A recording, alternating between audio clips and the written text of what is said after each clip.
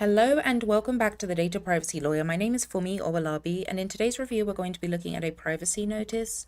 Let's take a look at this organization. I'm just going to hover over products and services. So I think this is a really good case study for this channel because of the type of products that are offered by this business. So there is some type of product that provides biometric verification, identity verification, and then fraud prevention. Now, this is a really good case study because we know that biometric data is generally considered a sensitive data identifier. And when a personal data identifier is considered sensitive, there are additional safeguards that have to be put in place in many geographies. For example, in some geographies, if you want to process a sensitive identifier like biometric data, you have to obtain consent, and consent has to be freely given, unambiguous, it has to be clear, it has to be just as easy to withdraw it as it was to collect it. There's lots of different things in place. And if this organization is providing this type of product, there's internal privacy documentation that has to be drafted around the processing of this identifier. And in addition to that, if they're going to be offering this type of service to a customer, let's say, for example, they're going to sell it to customer A, which is another business. Business A is trying to obtain this service. There's also processes that have to be put in place in order to ensure that this is compliant from a privacy perspective. So I'm very interested in getting into that. I also want to talk a bit about fraud prevention.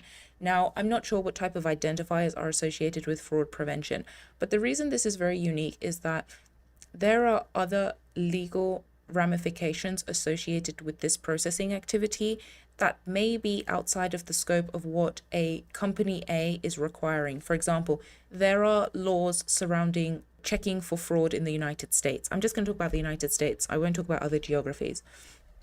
In the United States, if you are conducting a processing activity related to fraud, there may be other legal obligations you have outside of the privacy laws that require you to process personal data in a manner that's different to what company A might require you to do. Let's say company A gives you a list of requirements. We need help with fraud prevention for our banking system, A.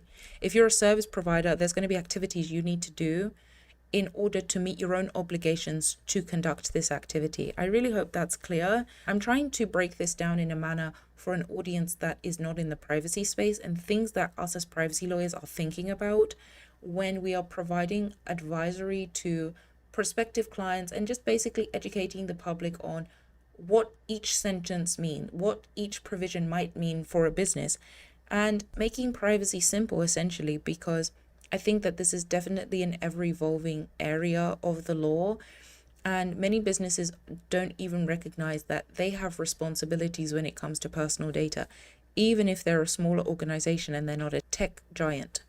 So the first thing I wanted to do is I just want to scroll down. I want to see the date when this was last updated. It wasn't at the top. So it was last updated October 16, 2025. Now this is really important. And the reason I checked for this time is because of the types of products.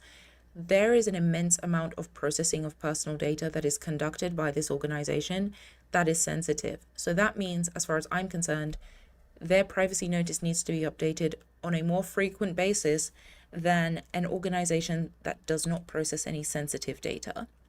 So they've got a separate notice, and I think this is really valuable to review on this channel. They have a notice related to recruitment. Now, I've talked a lot about different groups of data subjects. There are data subjects that buy your products. There is going to be an enterprise organization like a business. They are going to purchase a product for identity verification, and that is going to be used by that enterprise customer on their employees to verify their identity. Let's just say, for example, I don't know, I'm just making an example so you understand what this review is about. So there's going to be enterprise customers. There's going to be the processing of personal data associated with those enterprise customers. Then we're going to have candidates, people that want to work at this organization. There is going to be a separate processing activity that is conducted for candidates than those that are purchasing products. And in addition to that, we've got another set of data subjects called the employees, people that are already employed.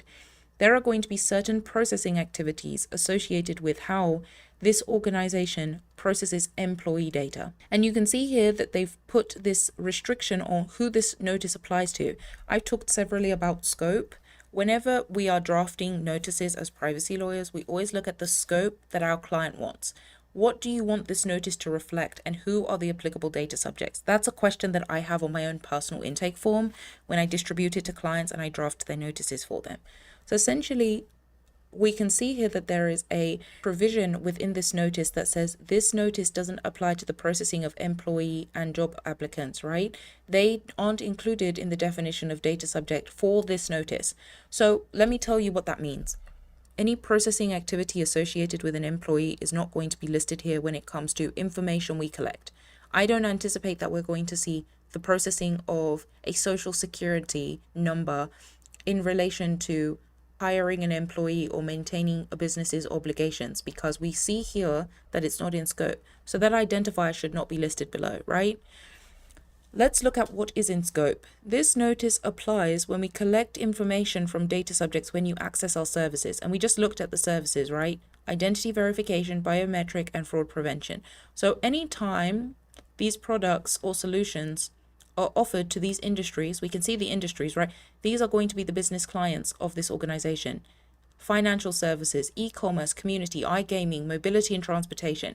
So it's going to apply to individuals associated with these services. If a financial services company comes and says to this business, hey, we need your biometric verification, that's who this notice applies to, because they're the ones using this service. So let's keep going. If Veriff is acting as a controller of your personal data, either Veriff OU or Veriff Brazil acts as the data control. Now, why is this important?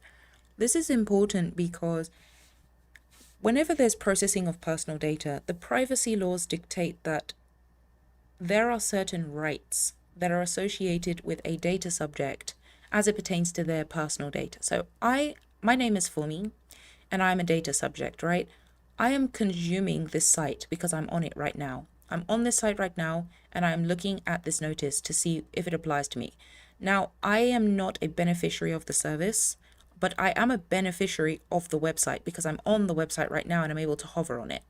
In terms of this sentence here related to a data controller, if there's ever an instance where a consumer of one of the services wants to exercise their rights under the applicable data protection law, let's say, for example, California, there is a California consumer or data subject who is like, in my use of Veriff service, I want to know if you can delete certain information you have on me. Knowing who the controller is and who to reach out to is really important, which is why this sentence is imperative on every single notice, making sure that businesses are identifying who is the controller, so that in the event that a data subject wants to reach out and exercise any of their rights, they know who to address. Is it going to be Veriff Brazil Ltda or Veriff OU? In that discussion, let's keep going. In this notice, we explain how and on what basis we collect, store, and process personal data of data subjects. We also explain what data subject rights, okay, so I just talked about this above, right? What data subject rights are and our obligations and liabilities. This sentence aligns with this sentence, because I just explained how if a data subject wants to exercise their right, they now know who to address. And this is really important for consumers to understand. If you're giving your data to an organization, you have rights associated with that, and they have obligations to adhere to those rights. And another thing I want to add related to these data subject rights is businesses have specific timeframes in which they can respond. So let's say, for example, I was to send a message. I'm a consumer of this product and I send them a message today and I say, hey, I want you to delete my data. There is a specific time frame based on my place of residency in which they must fulfill that right. They cannot sit on my data subject request for 20 years. There's a specific time frame in which they have to respond to me, and if they do not, they are non-compliant. Okay, let's talk about this. Veriff is a data processor of end-user personal data with respect to these services. Now, this is really important again. So I talked about how an enterprise business owner, company A, that is a financial services company, they want to conduct identity verification on their employees, for example, okay? In that capacity, Veriff is going to be a data processor of the end user personal data. So any of the employees whose identity is going to be verified by this third-party entity supplier, in that capacity, they're a data processor. There are obligations when a business is a data processor. there are obligations when a business is a data controller. Now, this is very privacy-centric language that I think businesses need to seek counsel on to be able to understand, because each processing activity dictates who is the data controller, who is the data processor. If you as a business operate in both capacities, you need to understand what your obligations are in both. Now, just from a general standpoint, you have more responsibilities when you're a data controller than when you're a data processor, depending on the activity, and you need to be able to understand that nuance. So I really hope you enjoyed this review. If you have questions about what I've discussed, leave a comment below and I'll see you in another review.